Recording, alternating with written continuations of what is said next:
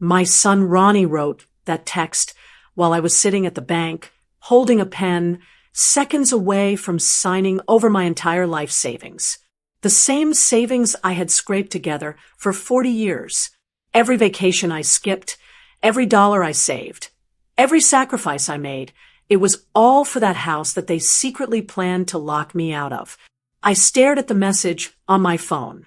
We don't need you anymore. I didn't cry. I didn't scream.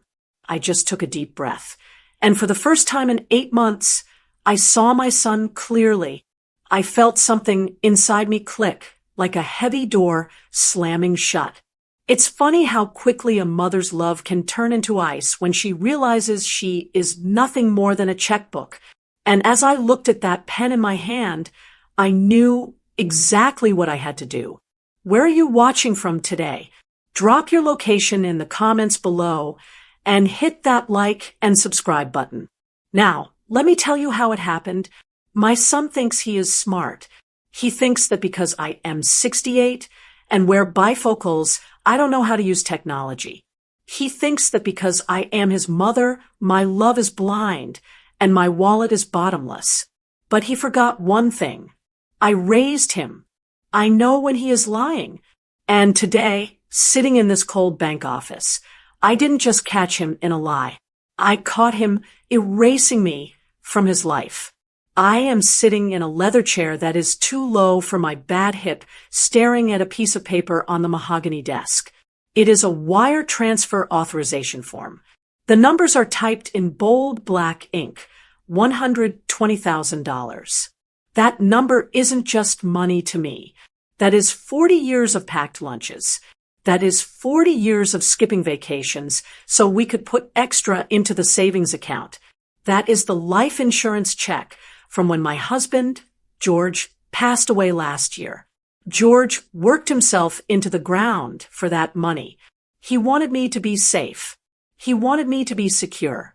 And here I am, about to hand it all over to a bank I don't use for a house I won't own. The young man across the desk, Mr. Henderson, smiles at me. He has a nice face, clean-shaven, eager to please. I just need to get the branch manager to sign off on this amount. Mrs. Dent, he says, it's a large transaction, so we just have to double-check everything. I'll be right back. Take your time, I say. My voice sounds steady, but my hands are shaking in my lap. I look around the office. It's quiet. The air conditioning is humming. This is it. The final step. This money is the cash to close for my son Ronnie and his wife Sophia's new house.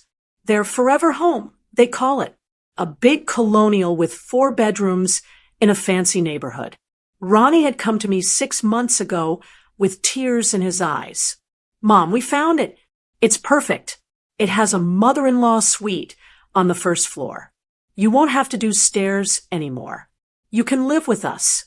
We'll take care of you. Sophia had held my hand. We want you there, Stephanie. You shouldn't be alone in that old house. Think of the grandkids. They can run down the hall to see Grandma every morning. I believed them. I wanted to believe them. The loneliness since George died has been a heavy blanket I can't shake off. The idea of waking up to the sound of my grandchildren laughing, it was enough to make me sell George's vintage truck. It was enough to make me cash out my IRAs. It was enough to make me sit here today, stripping my bank account down to the bones. My phone buzzes on the edge of the desk. It vibrates loudly against the wood, startling me. I pick it up. It's a text from Ronnie. I adjust my glasses. I expect it to say, "Did you send it yet?" Or maybe, "Love you, Mom." I unlock the screen. The message is there, glowing in the blue light. But as I read it, the air leaves my lungs. I read it once. Then I wipe my glasses with the hem of my sweater and read it again. Don't worry, babe. Once the old hag wires the cash today, we're done. We don't need you anymore to pretend we like her. We'll change the locks the day we move in. I stare at the phone. The timestamp says 10:14 a.m. Babe. He calls Sophia babe. He calls me mom. He sent this to the wrong person. He meant to text his wife, but he clicked my name instead. The world stops. The humming of the air conditioner fades away. All I can hear is the blood rushing in my ears. The old hag. That's me. We don't need you anymore. That's the truth. We'll change the locks the day we move in. That's the plan. I put the phone down on the desk. My hand is strangely calm now. The shaking has stopped. You know, people talk about heartbreak like it's a sharp pain, like a knife. But it's not. It's cold. It's a freezing cold that starts in your stomach and spreads to your fingertips.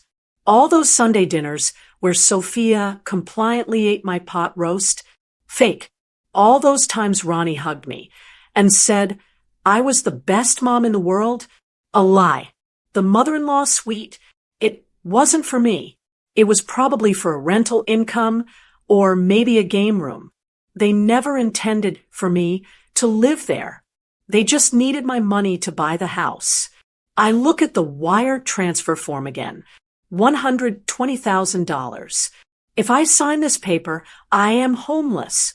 I am broke. And I am locked out. They will take George's legacy and slam the door in my face. They are waiting for this money right now. They can't close on the house tomorrow without it. If this wire doesn't hit the title company's account by 5 p.m. today, the deal falls apart. Mr. Henderson walks back into the office. He looks cheerful. He is holding a pen. Okay, Mrs. Dent. Everything looks good on our end, he says, sitting down. He slides the paper toward me. Just need your signature right here at the bottom. And the funds will be wired immediately. They should receive it within the hour. He uncaps the pen and holds it out to me. I look at the pen. It's a nice pen, heavy and black. I think about George. I think about how his hands looked covered in grease from the garage, working extra shifts so we could have a nest egg. He didn't work those shifts for Ronnie to buy a mansion. He worked them for me. So I wouldn't have to worry. I look at the phone again. The screen has gone dark. Mrs. Dent, the banker asks gently, is everything all right? I take a deep breath. It is the clearest breath I have taken in 8 months. Actually, I say, my voice is soft. It doesn't crack. I have a question. Sure, he says. If I don't sign this, nothing happens, right? The money stays in my account. Mr. Henderson looks confused. Well, yes, but you said this was urgent for a closing tomorrow. It was, I say. I stand up. I pick up my purse. I pick up my phone. But I've changed my mind. You've changed your mind? He blinks. Do you want to transfer a different amount? No, I say. I look him right in the eye. I don't want to transfer anything. Cancel the transaction, please. Are you sure? He asks, looking concerned. If this is for a house, delaying it might cause issues with the contract. I smile. It's a small smile, but it feels genuine. I'm sure. I'm keeping my money. I turn around and walk out of the office. I leave the form sitting there on the desk, unsigned. The lobby of the bank is bright. I walk past the tellers, past the security guard, and push through the heavy glass doors into the sunlight. The parking lot is hot. I walk to my 10-year-old sedan, the one Ronnie told me was an embarrassment and that I should sell. I get in the car and lock the doors. My phone buzzes again. Another text. It's Ronnie. Hey, Mom. Just checking in. Did the bank give you a hard time? Let me know when you get the confirmation number so I can forward it to the title company. Love you. He doesn't know. He hasn't looked at his phone to see his mistake yet. Or maybe he is just so arrogant he doesn't check his sent folder. He thinks the money is on the way. He thinks he has won. He thinks the old hag is sitting in that office signing away her future. I toss the phone onto the passenger seat. I don't reply. Let him wait. Let him sit there with Sophia, popping champagne, planning which color to paint the walls. Let them stare at their bank account, refreshing the page, waiting for a fortune that is never going to arrive. I put the car in reverse. They wanted to change the locks. That's fine. I just changed the entire future. The clock is ticking, Ronnie, and you have no idea what's coming. Driving home from the bank, the silence in my car feels different than it usually does. For the last year, silence has been my enemy. It has been a heavy, suffocating thing that filled every room of my house since George passed. But today, with the canceled wire transfer receipt tucked in my purse, the silence feels like armor. It feels like protection. My mind drifts back. I need to understand how I let it get this far. I am not a foolish woman. I worked as a bookkeeper for 30 years.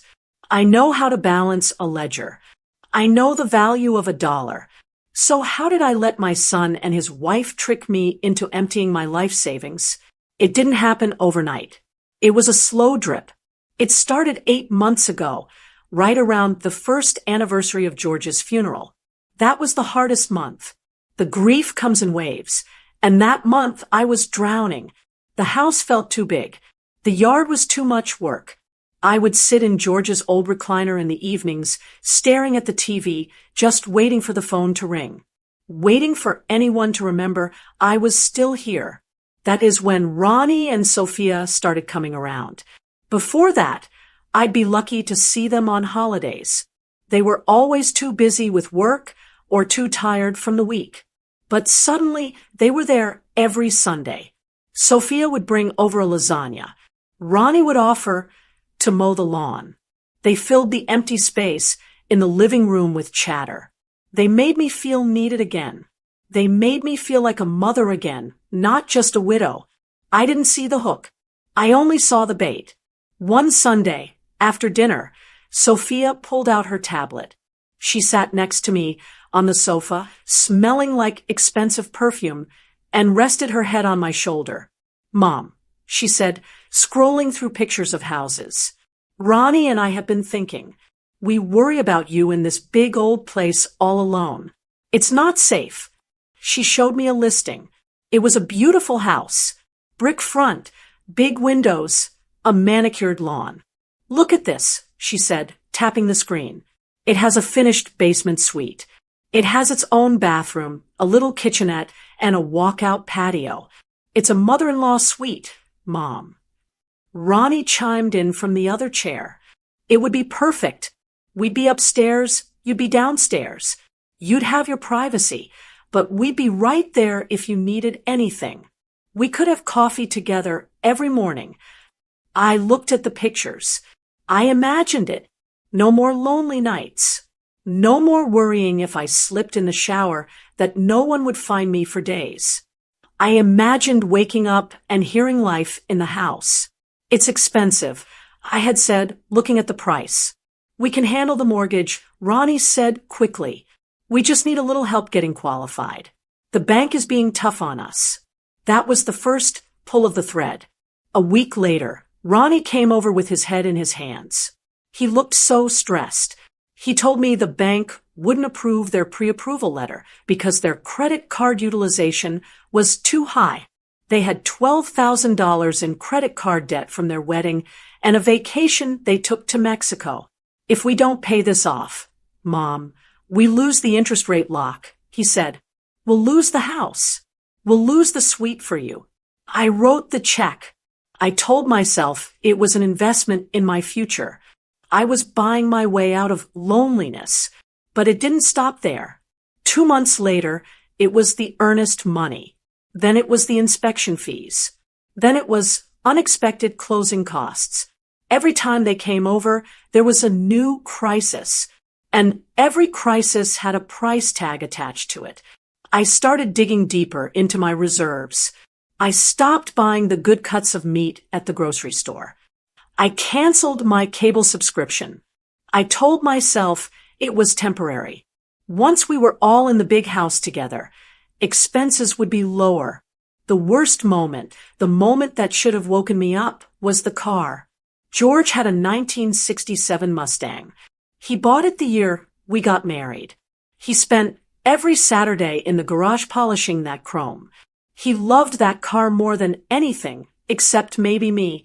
He told me once, "Stephanie, if anything happens to me, this car is your safety net. It's worth a fortune." 3 months ago, Ronnie told me the down payment requirements had changed. They needed another $40,000. I didn't have it in liquid cash without touching the main retirement fund, which carries heavy tax penalties. "Sell the Mustang," Ronnie said. I looked at him like he had slapped me. "That's your father's car." "Dad is gone, Mom," he said, his voice hard. "The car is just gathering dust. Do you want a pile of metal in the garage, or do you want a home with your family?" Sophia had squeezed my hand. "Think of the memories we'll make in the new house. George would want you to be happy, wouldn't he?" They used my dead husband against me. I sold it. I stood in the driveway and watched a stranger load George's pride and joy onto a trailer. I cried as it drove away.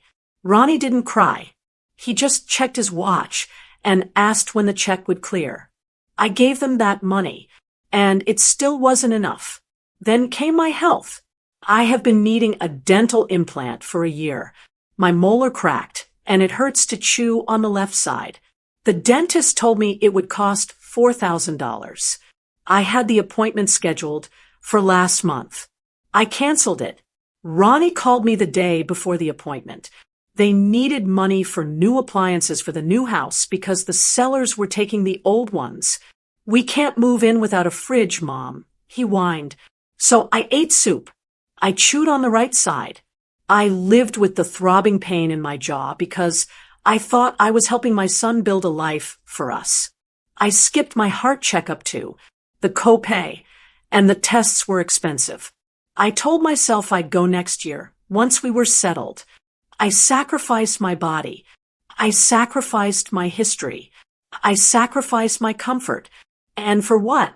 Driving down the highway. Now, the memory of that text message burns in my mind. Once the old hag wires the cash today, we're done. They didn't see a mother. They didn't see a grandmother.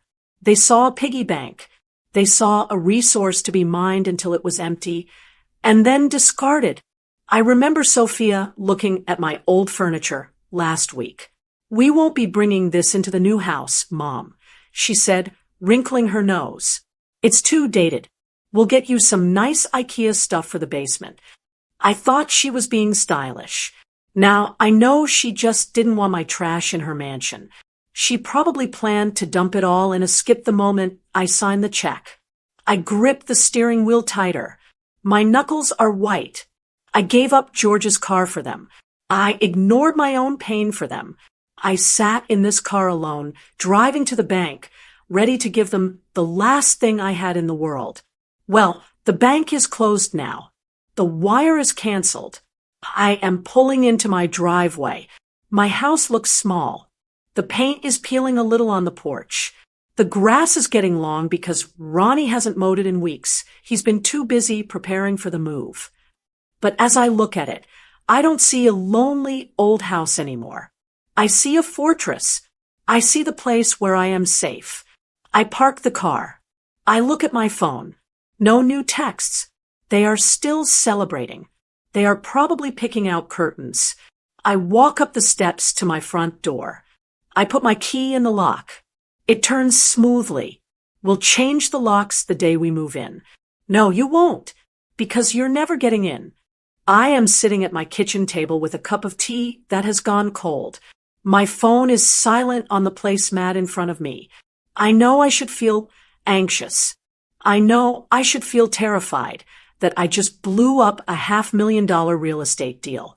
But mostly, I just feel like a fool. Now that the checkbook is closed, my eyes are wide open.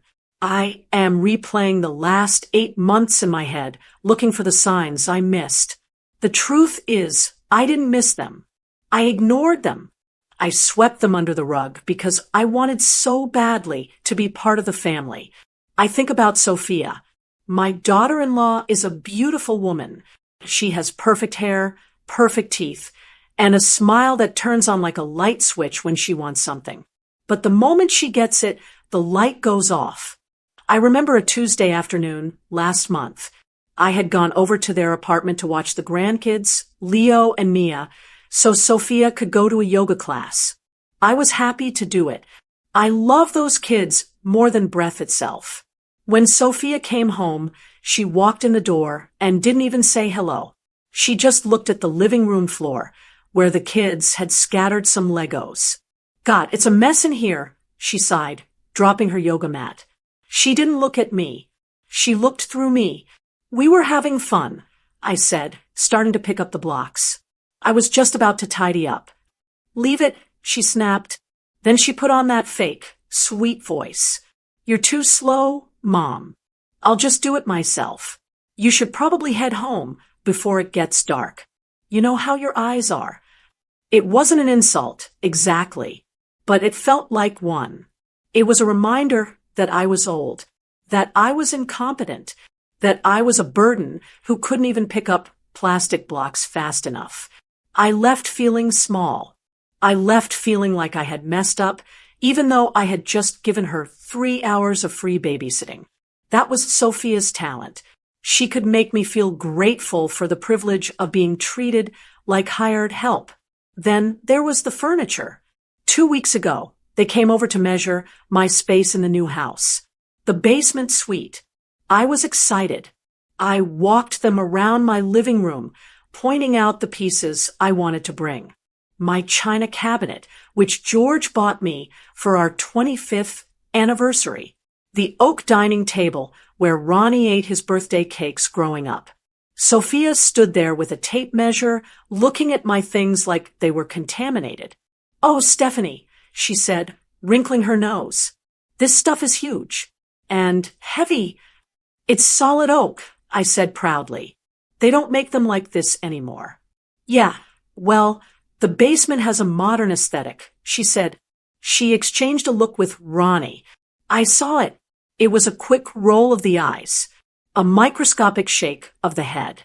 It said, "Can you believe she wants to bring this junk? Maybe we can sell this stuff on Facebook Marketplace," Sophia suggested. "Use the money to buy you something from IKEA. Something white. Clean lines. We don't want the new house smelling like dust." She meant it to sound helpful, but I heard what she really meant. She didn't want my history. She didn't want my memories. She wanted a clean, white, sterile box for me to live in, hidden away in the basement where my old person smell wouldn't offend her guests. I swallowed my pride. I told her, maybe you're right. Maybe it's time for a change. I agreed to sell my husband's anniversary gift because I was afraid that if I said no, the offer to live with them would disappear. But the worst weapon she had wasn't her tongue. It was the grandchildren. Sophia knew that Leo and Mia were my weakness. She knew I would walk through fire to make sure those kids were happy. And she used them like currency. Every time I hesitated about money, the conversation turned to the kids' future. This neighborhood is the only one with the top-rated elementary school, she told me when they first showed me the house listing. If we stay in this apartment, Leo has to go to the district school. Do you know the test scores there, Mom? They are awful. Do you want Leo to fall behind? Of course not, I said. And safety, she added, her eyes wide. The crime rate is rising here. I just want the kids to be safe. Don't you want them to have a backyard where they can run without stepping on broken glass? It was emotional blackmail, plain and simple. We just want the best for the grandkids, Mom, she would say. We're doing this for them, not for us. If I said I couldn't afford something, I wasn't saying no to a house. I was saying no to my grandson's education. I was saying no to my granddaughter's safety. She twisted it so that keeping my own savings made me a bad grandmother. That's how she got the extra $10,000 last week. I had already given the down payment. I had already sold the car. I thought I was tapped out. Then Ronnie called me. It was 8 p.m. I could hear Sophia crying in the background. Loud, theatrical sobs. Mom, we have a problem, Ronnie said. His voice was tight. The underwriter came back. They need to see more cash reserves. They think because I'm self-employed, the income is too risky. They need to see another 10 grand in the account by tomorrow morning, or they deny the loan. Ronnie, I don't have it. I told him. I'm down to the insurance money. That's for the closing. We know, Mom. Sophia yelled from the background. We know. But if we don't fix this, we lose the house. We lose the school district. I can't send Mia to that other school. I won't do it. Her panic was infectious.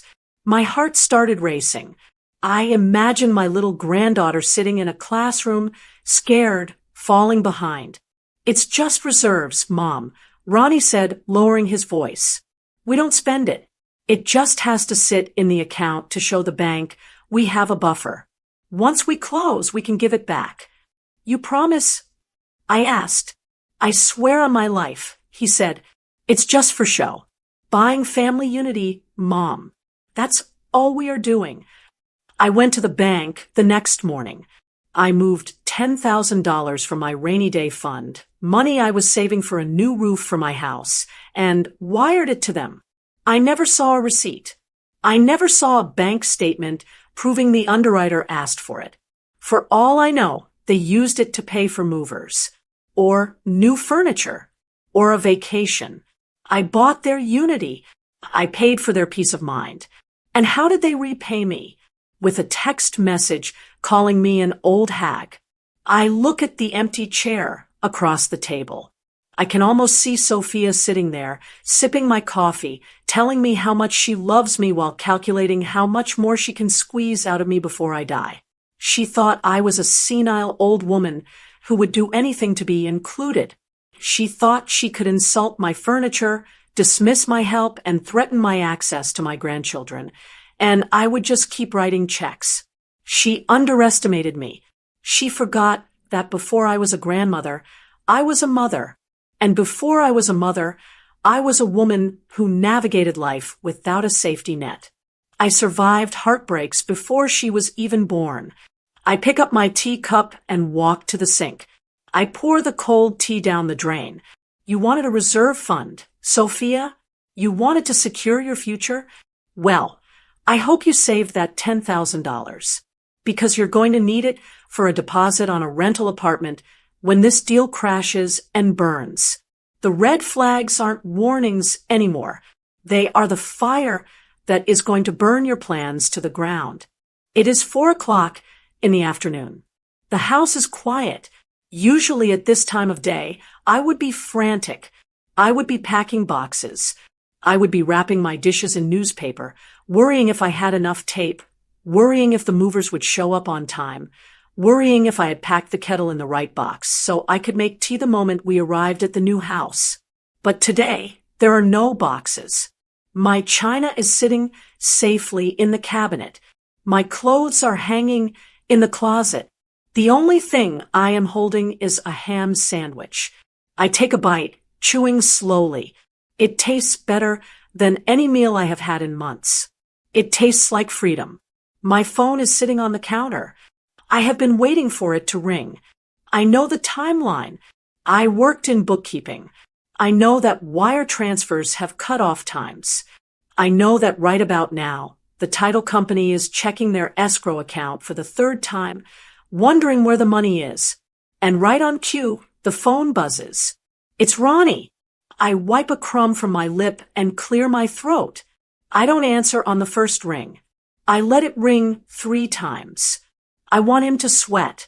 I want him to wonder, just for a second, if something is wrong. I slide the button to answer. Hello, Mom. Ronnie's voice is loud. He sounds breathless, like he's been running. Mom, are you there? I'm here, Ronnie. Why are you shouting? I'm not shouting. Look, I just got off the phone with the title officer. They said the wire hasn't hit yet. The account is showing 0. I lean back against the kitchen counter. I can hear the stress in his voice. It's the sound of a man who is standing on a ledge and feels his foot slip. 0. I ask, keeping my voice calm. That's strange. Did you go to the bank? He asks. You went this morning, right? Like we talked about. Of course I did. I lie. The lie comes out smooth as silk. It doesn't feel like a sin. It feels like justice. I was there at 10 o'clock sharp. I sat with Mr. Henderson. Nice young man. We filled out all the paperwork. Then why isn't the money there? Ronnie demands. He isn't asking me. He is accusing me. Mom, if that money doesn't show up by close of business today, they push the closing. If they push the closing, the sellers might walk. They have a backup offer, remember? I know, honey, I say, but you know how banks are. Mr. Henderson said something about, oh, what was it? A batch processing delay. He said since it's over $100,000, it has to go through a federal clearinghouse or something. I am making this up, but it sounds official enough to work. Ronnie doesn't know anything about banking. He only knows how to spend money, not how to move it. A clearinghouse. He sighs, a long, frustrated sound. God, these people are incompetent. I told Sophia we should have done a cashier's check. Don't worry, I say. Mr. Henderson gave me a confirmation code. He said it's guaranteed to be there first thing in the morning, before you even sit down to sign. There is a pause. I can hear him talking to someone in the background, probably Sophia.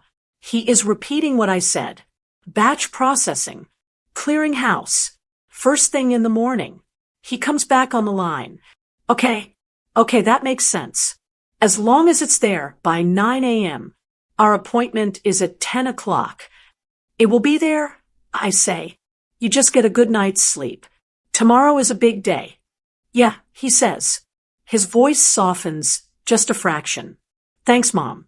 Sorry I snapped. It's just this house. It means everything to us. I know it does. I say, give my love to the kids. I hang up. I stand there in my kitchen, feeling a strange mix of adrenaline and sadness. He believed me. He believed me because he thinks I am a harmless old woman who does exactly what she is told. He thinks I am incapable of deception.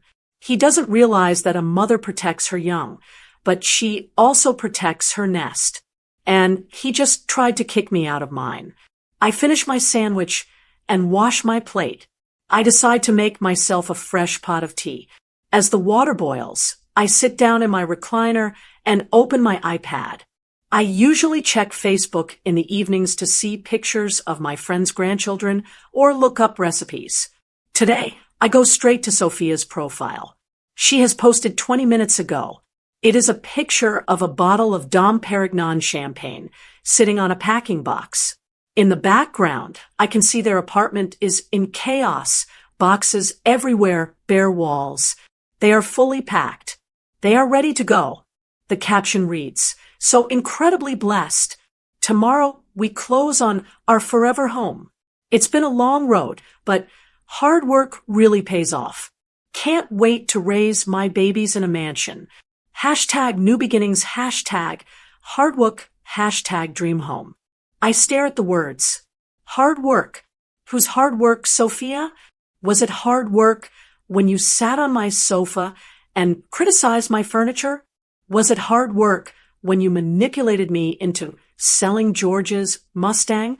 Was it hard work when you typed out that text message calling me an old hag? She didn't mention me. She didn't thank her mother-in-law, who drained her life savings to make this happen. She took the credit. She claimed the victory. Hard work pays off. I whisper to the empty room. Yes, it does. And you're about to find out what happens when you don't do any. I close the Facebook app. I don't like the photo. I don't comment. I just let it sit there, a monument to her vanity. I switch apps to my bank. I log in with my fingerprint. The little wheel spins for a second, and then my dashboard loads. Checking account, $124,500. The numbers are black. They are solid. They are mine. If I had signed that paper this morning, that number would be $4,500. I would be destitute. I would be at their mercy, waiting for an allowance, waiting for permission to buy a new pair of shoes. But the money is still there. I feel a tear roll down my cheek. It's not a tear of regret. It's relief. It's the feeling of dodging a bullet that was aimed right at my heart. I take a sip of my tea. It is hot and strong. Outside, the sun is setting. The street lights are flickering on. In a few hours, Ronnie and Sophia will go to sleep on mattresses on the floor, surrounded by boxes, dreaming of the master suite in the new house. They will dream of the pool parties they will host. They will dream of the status they will have. They don't know that the moving truck they hired for tomorrow morning is going to have nowhere to go. They don't know that the sellers are going to walk away the minute the funds aren't verified. They don't know that they have already given notice on their apartment. They are about to be homeless, and they did it to themselves. I close my iPad and set it on the side table. I pull my Afghan blanket over my legs. You wanted a mansion, I say softly. You wanted to change the locks so the old head couldn't get in. I look around my cozy living room. The shadows are long, but they aren't scary. Well, you won't need to change the locks, I say, because you will never step foot in that house. I close my eyes. For the first time in 8 months, I am going to sleep like a baby. Tomorrow is going to be a very long day for them. But for me, I think I might sleep in. I am in my garden. It is 10 o'clock in the morning. The sun is warm on my back, and I am deadheading the petunias. It is a mundane task, pinching off the dead blooms so the new ones can grow. It feels symbolic. I am removing the dead weight from my life today. I know exactly where my son is right now. I know because he sent me the calendar invite weeks ago, demanding I keep the time open just in case. He is at the title company downtown. It's a fancy office with glass walls and plush carpets. I can picture it perfectly. Ronnie is probably wearing his navy blue suit, the one I bought him for his cousin's wedding. Sophia is likely wearing something white or cream, trying to look like the wealthy housewife she desperately wants to be. They are sitting at a long mahogany table. The sellers are there, a nice couple in their 50s who are relocating to Florida. They have a moving truck idling in the parking lot, fully loaded, waiting for the word that the deed has recorded so they can hand over the keys and drive south. There is probably a bottle of champagne on ice in the corner. The real estate agents are there, smiling, calculating their commissions. Everyone is happy. Everyone is waiting for the final piece of the puzzle. Me, or rather, my money. My phone is in my apron pocket. I feel it vibrating against my hip. I don't answer it yet. I pull a weed from the soil. I shake the dirt off the roots. It vibrates again and again. I wipe my hands on my apron. I take the phone out. It's Ronnie. I slide the button to answer. I don't say hello. I just listen. Mom, pick up. Mom. Ronnie is screaming. He isn't panicking yet. He is just impatient. Mom, are you there? I'm here, Ronnie. I say calmly. I'm in the garden. The garden? He sputters. Mom, we are at the table. The escrow officer just came in. She says the wire isn't showing up. She says the account is empty. I can hear the echo in the room. He has me on speakerphone. Good. I wanted an audience. Is that so? I ask. Yes, that's so. Sophia's voice cuts in. She sounds shrill. Stephanie, did you put the wrong routing number? We told you to double check it. The sellers are staring at us. This is embarrassing. I didn't put the wrong number. Sophia, I say. Then what is going on? Ronnie demands. Mr. Henderson gave you a confirmation code, right? Read it to me. The officer is right here. We can track it. I hear a rustling sound. Someone else is speaking. It sounds like the escrow officer. Her voice is professional but firm. Mr. Dent, I just got off the phone with the bank's wire department directly. There is no pending incoming wire. The transfer was initiated yesterday, but it was flagged as canceled by sender at 10:15 a.m. The silence on the other end of the line is heavy. It is the kind of silence that happens right before a car crash. Canceled? Ronnie's voice cracks. That's impossible. My mother was there. She signed the papers. She didn't sign them, the officer says. The bank notes say the customer declined the transaction. Mom, Ronnie says. He sounds like a little boy now. Scared. Confused. Mom, what is she talking about? You told me you sent it. You said it was a batch delay. I take a deep breath. The air in my garden smells like fresh earth and basil. I lied, Ronnie. I say, what? I lied. I repeat. My voice is steady. I speak clearly so everyone in that conference room can hear me, the agents, the sellers, the officer. I didn't send the money. I canceled the wire 5 minutes after I sat down with Mr. Henderson. But why? Sophia screams. Why would you do that? We are sitting here. The movers are outside. You can't do this to us. I can, I say, and I did. But we're family. Ronnie yells. You promised. You said you wanted to help us.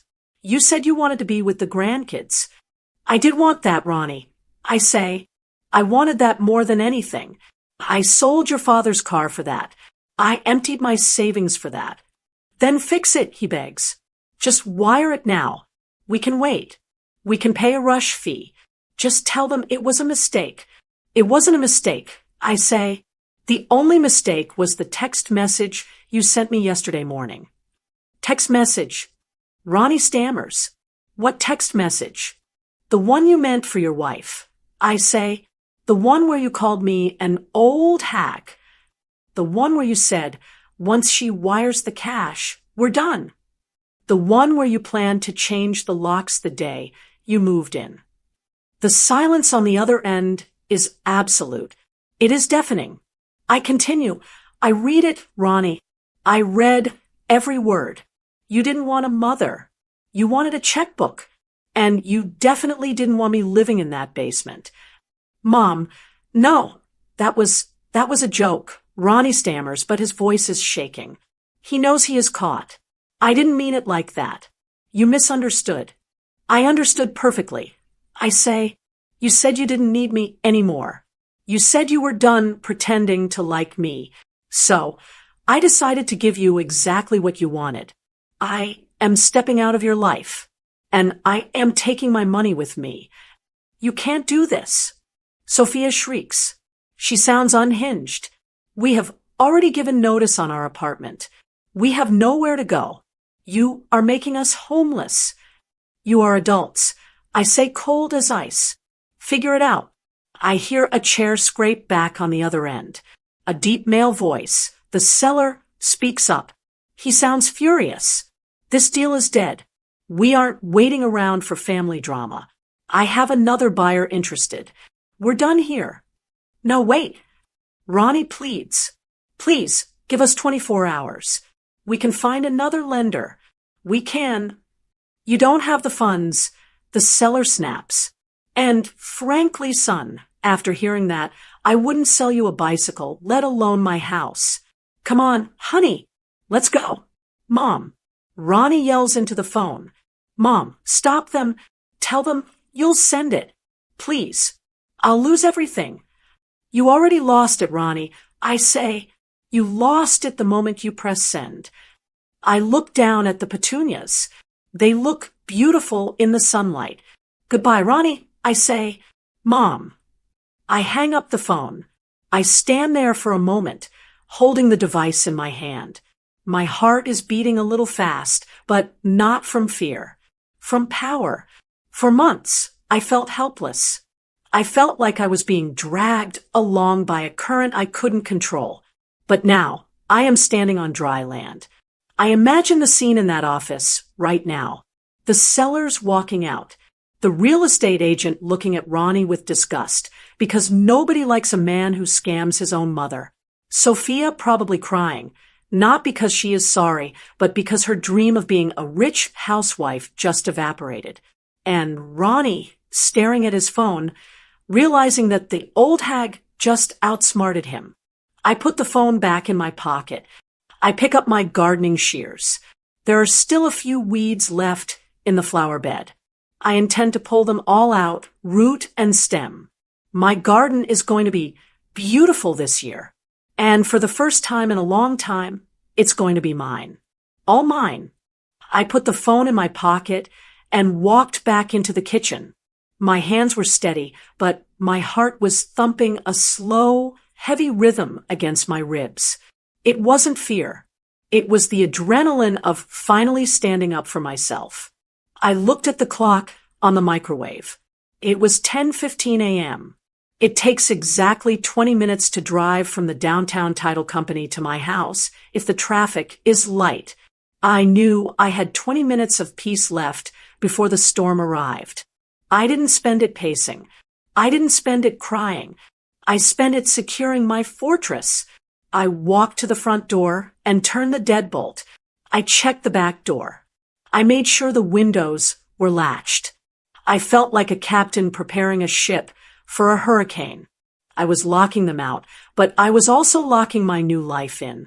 I sat down in my living room, picked up my knitting, and waited. I didn't have to wait long. At 10:38 a.m., I heard the screech of tires. It wasn't a normal arrival. It was the sound of a vehicle being driven by rage. I picked up my phone and opened the Ring app. I didn't want to look through the window. I didn't want them to see me peeking through the curtains like a frightened old lady. I wanted to watch them from the safety of my screen. On the video feed, I saw Ronnie's SUV swerve into my driveway, nearly taking out my mailbox.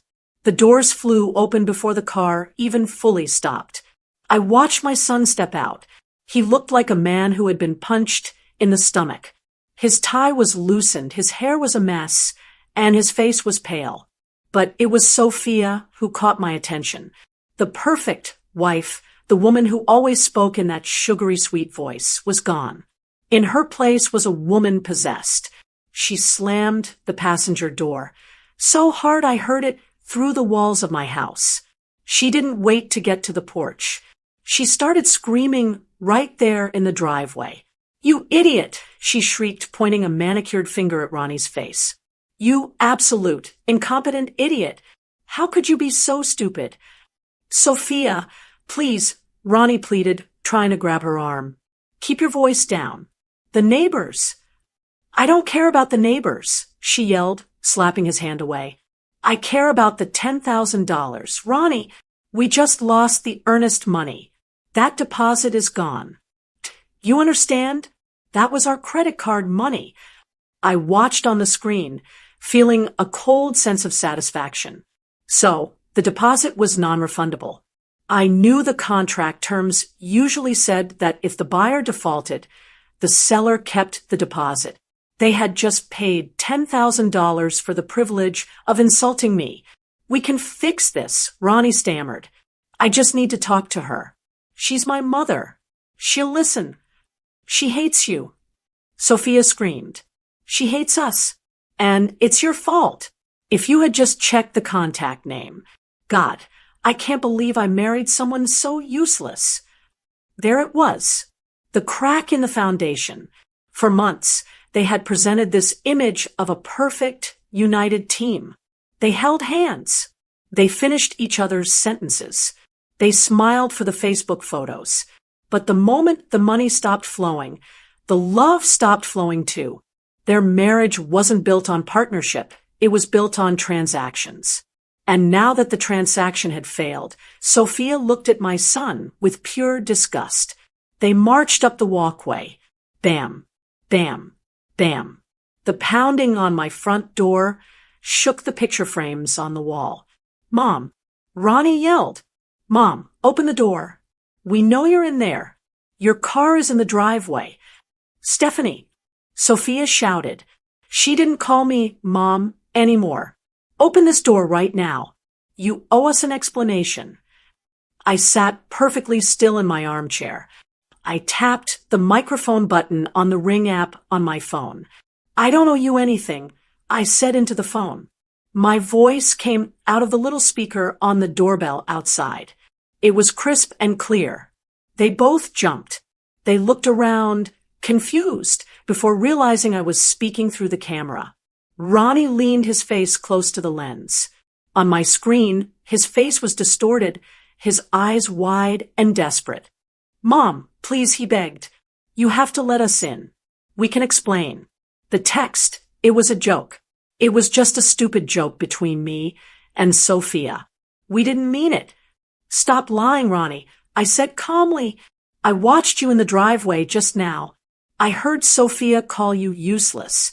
I heard you worrying about the deposit. You aren't sorry for what you said. You are sorry you got caught. We are going to lose the apartment.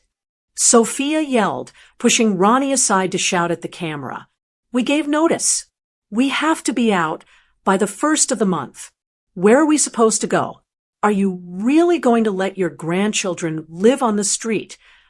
You won't live on the street, I said. You have jobs. You have that expensive SUV in my driveway. You can find a rental. You just can't afford a mansion. This is insane. Sophia hit the door with the flat of her hand. You are being vindictive. You promised us that money. We have a verbal contract. I promised to help family, I said, but you made it very clear that I am not family. I am an old hag. I am a tool to be used and discarded. Well, the tool is broken, Sophia. It doesn't work anymore. Mom, open the door. Ronnie slammed his shoulder against the wood. I'm not leaving until you talk to me face to face. The wood groaned. I felt a spark of anger. This was my home, my sanctuary, George, and I bought this house 40 years ago. We paid off the mortgage with sweat and sacrifice. And now, this ungrateful boy was trying to break it down because he felt entitled to the equity George left behind. Ronnie, I said, my voice dropping an octave. Listen to me very carefully. He stopped banging. He panted, leaning his forehead against the door. What? Just let us in. I am an old woman living alone, I said, and there are 2 angry people banging on my door, trying to force their way in. I feel threatened. Threatened? Ronnie scoffed. I'm your son. You are a trespasser. I corrected him. I am asking you to leave my property. Right now. Or what? Sophia sneered. You're going to come out here and chase us off with your cane? No, I said. I have already dialed 911 on my landline. My finger is hovering over the call button. If you are not off my porch in 30 seconds, I am pressing it. And I will tell the police that there is a domestic disturbance, and I fear for my safety. You wouldn't, Ronnie whispered. Try me, I said. You tested me yesterday, and look what happened. Do you really want to test me again today? Silence hung in the air. The only sound was the wind chimes on the porch and Ronnie's heavy breathing. They looked at each other. Sophia looked at the camera, her eyes filled with venom. She knew I wasn't bluffing. She had seen the wire transfer get canceled. She knew the old hag had teeth. Let's go, Sophia hissed at Ronnie. She's crazy. She's actually crazy. Mom, Ronnie said, one last weak attempt. 20 seconds, I said. Ronnie kicked the doormat. He turned around, defeated. He walked down the steps. His shoulders slumped. He looked like a child who had been sent to his room, but older, sadder, and broken. Sophia didn't go quietly. She turned back one last time. You'll die alone in this house, Stephanie, she screamed at the camera. And nobody will care. Remember that. I'd rather die alone, I replied, though I knew she couldn't hear me anymore because I had released the button, than live with snakes. I watched them get back into the car. The argument started up again, instantly. I could see Sophia's hands flying, chopping the air, screaming at him. Ronnie just stared out the window. They backed out of the driveway and sped off down the street. I sat there for a long time, watching the empty driveway on my phone screen. My house was quiet again. My door was still locked. My money was still in the bank. My heart hurt. It hurt to see my son so low. It hurt to be spoken to like that. But as I looked around my living room, at the furniture Sophia wanted to throw away, at the photos of George on the mantel, I realized something. I wasn't losing a son. I was regaining my dignity. I stood up and walked to the kitchen. I picked up the kettle. My hands weren't shaking anymore. Good riddance, I said aloud. And then I made myself a fresh cup of tea. The week after the showdown on my porch was the longest week of my life. It wasn't long because I was lonely. It was long because my phone refused to stay quiet. If you have ever tried to break up with a bad boyfriend, you know the drill. First, they panic. Then, they get angry. Then, they beg. Finally, they threaten. My son, a grown man of 40, went through every single one of these stages in 7 days. Monday and Tuesday were the panic days. My voicemail filled up within hours. I stopped listening to them after the third one, but the tone was always the same. Ronnie sounded desperate. Mom, please, we can fix this. Mom, the sellers gave us a 48-hour extension. Just call the bank. Mom, are you really going to throw away our relationship over a text message? He wasn't hearing me. He still thought this was a negotiation. He thought I was throwing a tantrum, and that if he just pushed the right buttons, I would calm down and open the checkbook again. He didn't realize that the bank was closed for business. Permanently. By Wednesday, the panic turned into anger. The text started coming in all caps. He accused me of being selfish. He told me that Dad would be ashamed of me. That one stung a little, I admit.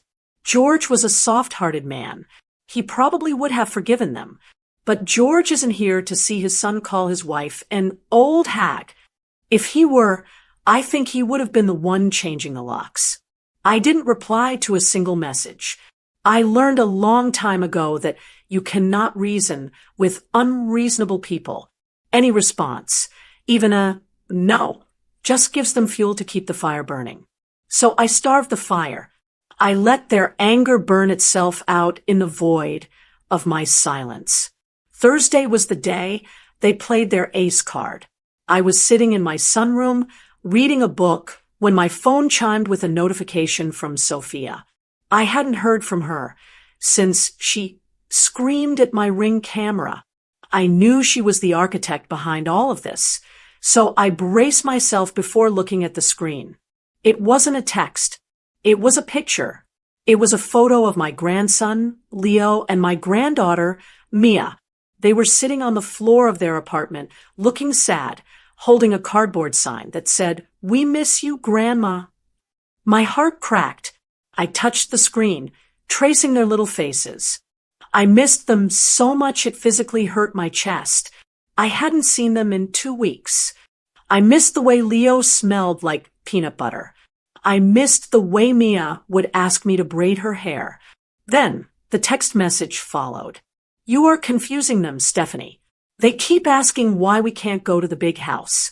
They are crying because their grandmother doesn't love them enough to help their daddy.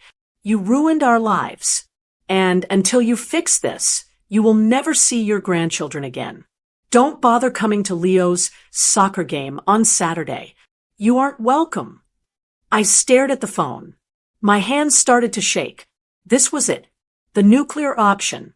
The thing every grandmother fears more than death. Being cut off. Being erased from the lives of the little people she loves more than anything. For a moment, I wavered. I thought about the money in the bank. Was it worth it? Was $120,000 worth never hugging Mia again? Maybe I should just pay it. Maybe I should just surrender and let them treat me like dirt, just so I can sit on the sidelines of a soccer game. I put the phone down and walked to the kitchen. I needed to talk to someone.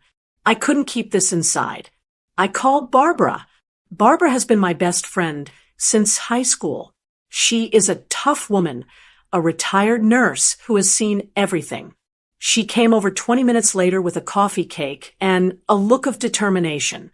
We sat at the kitchen table. I showed her the text. I showed her the picture of the kids. I feel like a monster, Barb, I whispered. Maybe I'm being too hard on them. Maybe I should just give them the money. Barbara looked at me over the rim of her glasses. Stephanie Dent, look at me. I looked up. Did you abuse them? She asked. No, I said. Did you neglect them? Never. Did you love them and support them until they spit in your face? Yes. Then you are not the monster, she said firmly. She pointed at the phone. This isn't love, Stephanie. This is a ransom note. She was right. The word hung in the air between us. Ransom? I took a sip of coffee. The fog in my brain started to clear. Sophia is using those children like poker chips, Barbara said. She thinks that because you love them, she owns you. She thinks she can trade access to them for cash. I thought about it. I thought about what it would be like if I gave in. I would pay the money. I would get the house. And then what? Next month, they would need furniture. If I said no, they would threaten to keep the kids away again. Next year, they would need a new car. If I said no, no Christmas visit. It would never end. I would spend the rest of my life paying for the privilege of seeing my own family. I sat up straighter. I felt a steel rod stiffen in my spine. You're right, I said. I picked up my pen and opened my journal, which was sitting on the table. I wrote down the sentence that had just formed in my mind, so I would never, ever forget it. If I have to be abused to see my grandchildren, then they aren't family, they are hostages. And I don't negotiate with terrorists. It broke my heart to write it. It broke my heart to admit that my son and his wife had become terrorists in my life. But admitting the truth is the first step to healing. I'm not going to the soccer game. I told Barbara, and I'm not replying to the text. Good, Barbara said. Now, what's the next step? The next step, I said, closing the journal, is making sure they can never hurt me again. Friday morning, I put on my best suit. I drove downtown, but not to the bank. I drove to the law offices of Jonathan Miller. Jonathan had been George's lawyer for 30 years. He was a good man with white hair and a kind smile. He welcomed me into his office and offered me a peppermint. Stephanie, it's good to see you, he said, though you sound serious on the phone. What can I do for you? I need to update my will, Jonathan, I said, sitting down in the leather chair. Okay, he said, pulling out a yellow legal pad. Just some minor changes? No, I said, major changes. I took a deep breath. I want to remove Ronnie as my beneficiary. Completely. I want to disinherit him. Jonathan stopped writing. He looked up, his eyebrows raised. Stephanie, that's a big step. Are you sure? In most states, you have to be very specific if you want to leave a child nothing. Otherwise, they can contest it and say you simply forgot them. I didn't forget him. I said, I want it stated clearly. I leave nothing to my son, Ronald Dent, for reasons known to him. Is that specific enough? Jonathan nodded slowly. That works. And the assets, the house, the savings, the insurance money, where does it go? I want to set up a trust for the grandchildren, I said, for their education. But Ronnie and Sophia cannot touch a dime of it. I want an independent trustee, maybe the bank.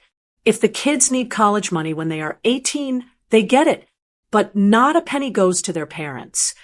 Done, Jonathan said, scribbling furiously. And one more thing, I added. I need to change my medical power of attorney. This was the part that kept me up at night. Currently, if I had a stroke or ended up in a coma, Ronnie was the one who would make the decisions. He was my next of kin. After this week, the thought of Ronnie standing over my hospital bed, deciding whether to pull the plug, terrified me. He might pull it just to get his hands on the estate quicker. I want to appoint my niece, Sarah, as my medical proxy. I said, she's a nurse in Ohio. She has a good head on her shoulders. And she doesn't owe anyone money. Jonathan typed everything up. He printed the documents. The pages were warm when he handed them to me. I signed my name, Stephanie Dent. With each stroke of the pen, I felt lighter. I was cutting the cords. I was taking away their power. They could scream, they could threaten, they could withhold the grandchildren, but they could no longer wait for me to die so they could cash out. When I walked out of Jonathan's office, the sun was shining. I checked my phone. There were 3 new texts from Sophia, probably nasty ones. I didn't read them. I went to the settings menu. I found Ronnie's number. Block contact. I found Sophia's number. Block contact. The silence that followed wasn't lonely. It was peaceful. I got in my car. I miss my grandkids. Yes, my heart ached for them. But I knew that one day, when they were older, they would come looking for me. And when they did, I would be here. Healthy, solvent, and whole. I wasn't a victim anymore. I was free. 3 months have passed since the day I blocked my son's phone number. I am not in my kitchen anymore. I am not weeding my garden. I am sitting at a small, round iron table on a cobblestone street. The air smells like roasted coffee beans and warm pastry. The sun is shining, but it's a different sun than the one in Ohio. It feels older, richer. I am in Rome. For 40 years, George and I talked about this trip. We had a jar in the pantry labeled the Italy Fund. We would put spare change in it. Sometimes, if George worked overtime, he'd fold up a $20 bill and slip it in with a wink. One day, Steph, he would say, we're going to eat pasta until we can't breathe. But one day never came. The roof needed fixing. The car broke down. Ronnie needed braces. Ronnie needed college tuition. Ronnie needed a wedding. The jar was always the first thing we raided when life got expensive. We sacrificed our dream so everyone else could have theirs. Well, George isn't here to see it, but I made it. I dipped into that $120,000. I took out enough for a first-class ticket, a nice hotel near the Pantheon, and a new wardrobe that doesn't look like something an old hag would wear. I am sipping a cappuccino, my second one today, and watching the people walk by. I feel a peace I haven't felt in years. I thought that without family, I would feel empty. I thought I would feel like a ghost, but I don't. I feel solid. I feel like I finally belong to myself. I still hear news from back home. Of course. A mother's radar never really turns off, and small towns talk. My friend Barbara keeps me updated, even though I tell her I don't want to know.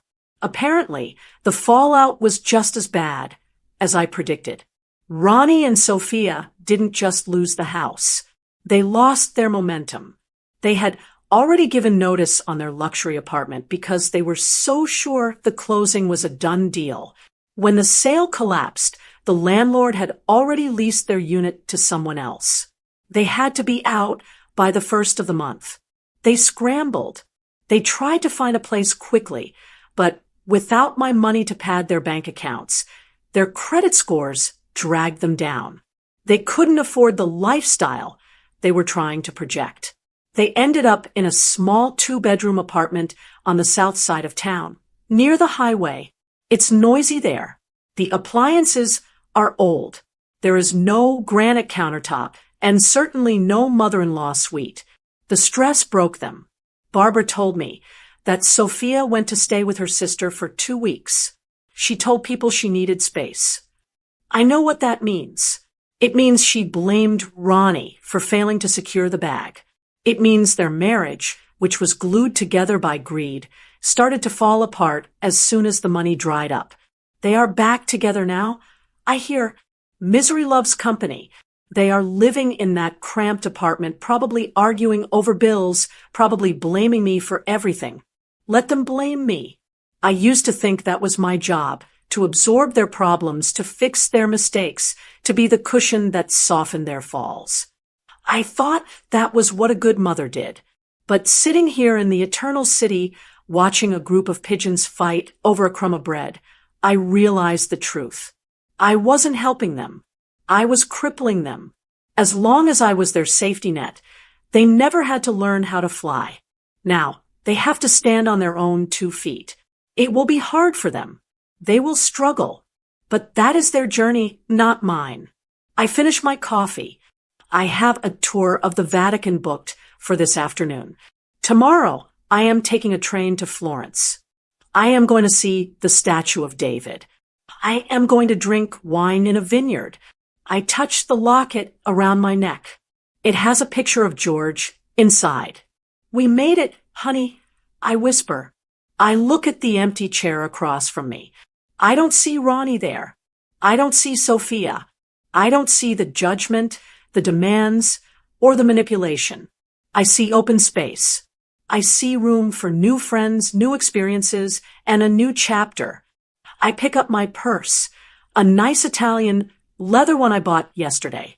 I leave a generous tip on the table for the waiter because I can afford it and because kindness is free. I stand up and adjust my sunglasses. They sent that text message, thinking it would be the end of me. They thought that by telling me I was useless, I would crumble. They thought the fear of being alone would bring me to my knees. But they were wrong. They wrote that they didn't need me anymore. And they were right, because I realized I didn't need them either. I'm finally free. Did you like the story? And which city are you listening from? Let's meet in the comments. If you liked the story, you can support me by sending a super thanks so I can keep bringing more stories like this. Thank you so much for your sweet support. I'm looking forward to your comments on the story. On the screen, you can see 2 new life stories that I highly recommend. There's so much more on my channel. Don't forget to subscribe. See you in the next life story.